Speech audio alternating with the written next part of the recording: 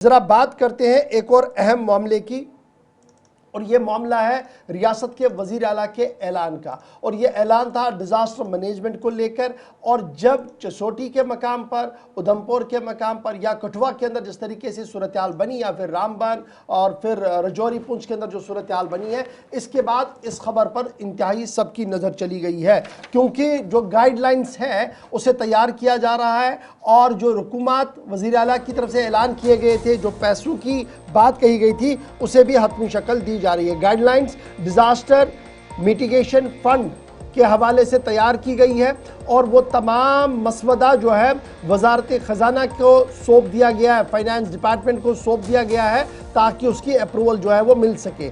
तकरीबन 39 करोड़ रुपीज़ वज़ीर आला उमर अब्दुल्ला की तरफ से साल 2025 का जब उनकी तरफ से बजट पेश किया गया था, अपनी बजट स्पीच में उन्होंने कहा था कि Jammu Kashmir disaster mitigation fund को कायम किया गया है। और ये फ़ंड इसलिए भी बड़ा इम्पॉर्टेंट है, इससे काम करने में मज़ीद आसानी होगी। क्या होगा?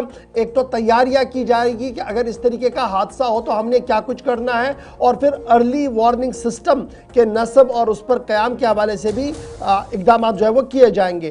ट्रेनिंग, अवेयरनेस और कैपेसिटी बिल्डिंग प्रोग्रामों को पूरी रियासत के अंदर करवाने का प्रोग्राम था। और Jammu Kashmir institute of disaster management, इसको नेशनल पैटर्न पर लाने के हवाले से भी एक फ्रेमवर्क तैयार किया गया है। इंस्टीट्यूट अब तमाम नज़रें जो है वो फाइनेंस डिपार्टमेंट पर रहेंगी, लेकिन उम्मीद ये है, चूँकि वज़ीर आला साहब खुद फाइनेंस मिनिस्टर भी है, दोनों डिपार्टमेंट्स उनके पास है, अनाउंसमेंट भी उनकी तरफ से की गई थी, तो शायद इस पर बहुत जल्द जो है वो मंजूरी मिलेगी, जिसके बाद इस पर काम किया जाएगा। इरफान हमारे साथ इमरान नाइको है। इमरान से ये वज़ीर आला साहब का खिताब हुआ था असम्बली के अंदर जब बजट पेश किया गया था, तो उस वक्त ये बात कही गई थी कि डिजास्टर मिटिगेशन फंड को कायम किया गया, और अब ये माना गया है कि सारा प्रपोजल जो है वो सबमिट किया गया है जी फाइनेंस डिपार्टमेंट को, और उम्मीद ये लगाई जा रही है कि फाइनेंस डिपार्टमेंट बहुत जल्द ही क्लियरेंस करेगा।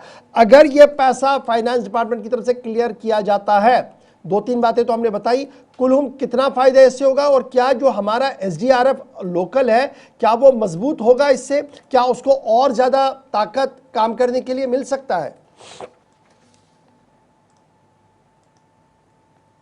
रेस्पॉन्स सिस्टम जिसको हम IRS कहते हैं, इस डिजास्टर मैनेजमेंट का एक अहम हिस्सा है ये।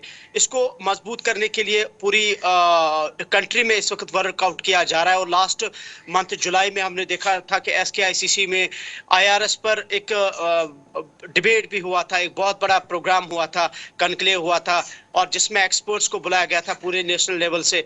और मकसद यही था कि जो रिसेंटली इंडिया पाकिस्तान के दरमियान कशीदगी हुई, और इससे पहले जो हमने डिजास्टर्स देखे, खासकर जो नेचुरल डिजास्टर्स है, इसकी तैयारियां हमारी किस तरीके की है, और हमारा जो इंफ्रास्ट्रक्चर है, हमारा मेन पावर है, हमारी जो अर्ली वार्निंग जो सिस्टम है, क्या वो सही है, या हमारा जो मैकेनिज्म है ओवरऑल वो किस तरीके का है। सो अभी पूरे दुनिया में इस चीज़ की नीड है, और हर एक ये कोशिश करता है कि जो डिजास्टर मैनेजमेंट सिस्टम है इसको बेहतर किया जाए।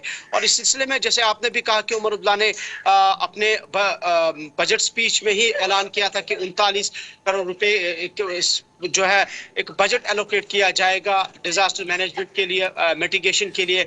और इस सिलसिले में बाज़ाब्ता तौर पर अब डिजास्टर मैनेजमेंट डिपार्टमेंट जो है रिलीफ रिकंस्ट्रक्शन, इन्होंने एक प्रपोजल बनाया है, और इसमें गाइडलाइंस भी जो है वो मुरतब की है। और ये जो सारा प्रपोजल है ये फाइनेंस डिपार्टमेंट को सबमिट किया गया है, और अब उम्मीद की जा रही है कि बहुत जल्द जो है इसको अप्रूव किया जाएगा फाइनेंस डिपार्टमेंट की तरफ से। चूंकि जैसे आपने खुद भी कहा कि उमर अब्दुल्ला इस फाइनेंस डिपार्टमेंट को खुद देखते हैं, लेकिन अनफॉर्चुनेटली चूंकि अभी ड्यूअल गवर्नमेंट सिस्टम है, और इसलिए ये पहले राजभवन जाएगी, राजभवन के बाद फाइनेंस डिपार्टमेंट को, और उसके बाद इसको वापस आना अप्रूव होके। सो उम्मीद की जा रही है बहुत जल्द होगा। लेकिन अब पॉइंट ये है कि इसका बुनियादी मकसद क्या होगा। मकसद यही है कि हम देख रहे हैं कि हम डिजास्टर की तरफ जा रहे हैं, और ये जो हमारे पास 2014 का सैलाब एक आया है, किश्तवाड़ इंसिडेंट आया है, और जो आजकल क्लाउड बर्स्ट्स का एक नया फ्रीक्वेंट सिस्टम हमें देखने को मिल रहा है, जो शायद इससे पहले तस्वुर भी नहीं किया जा रहा था कि इतनी तादाद में लोग मरेंगे, ये तबाही होगी, क्योंकि जिस तरीके से एनवायरमेंट डिग्रेडेशन हो रही है।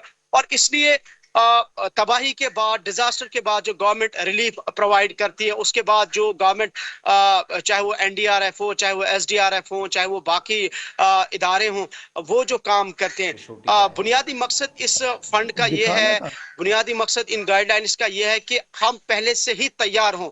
यानी खुदा न खास्ता अगर कोई आफत आती है तो इस आफत से निपटने के लिए हमारे पास मिटिगेशन मेजर्स क्या होनी चाहिए, हमारे पास अर्ली वार्निंग्स क्या होनी चाहिए, हमारे पास जो है जंगी सूरत हाल में लोगों को किस तरीके से तैयार रखना है, और खासकर जो है हर एक जो बाशिंदा है वो अपने तरीके से एटलीस्ट उसको ट्रेन किया जाए।